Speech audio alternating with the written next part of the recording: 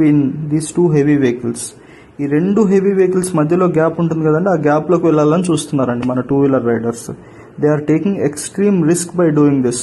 Heavy vehicle drivers will have almost 3 to 4 blind spots around them. ఈ డ్రైవర్లకి ఏమవుతుందంటే అండి, ఆ వెహికల్ చుట్టూ ఉన్న చాలా విషయాలు కనిపించవు. చాలా మనుషులు కానీ వెహికల్ పక్కన ఉన్న వాళ్ళు కానీ కనిపించరు, బ్లైండ్ స్పాట్లో ఉంటారు. And there might be a person honking from behind. He might not notice you when he is moving ahead.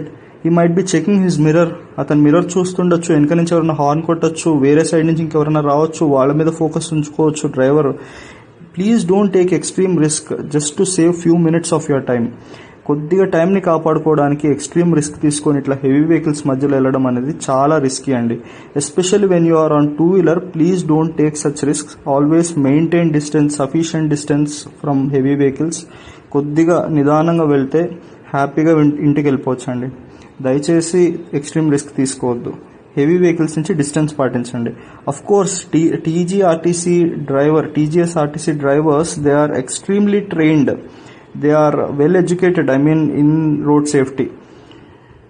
So ఇలాంటి వాళ్ళు ఉన్నా కూడా ఇన్ని డిస్ట్రాక్షన్స్ మధ్యలో there might be a possibility of you getting into an accident if you don't maintain distance పాటించకపోతే accident అవుతుందండి. Drivers ఎంత train అయి ఉన్నా కూడా ప్లీజ్ మెయింటైన్ డిస్టెన్స్.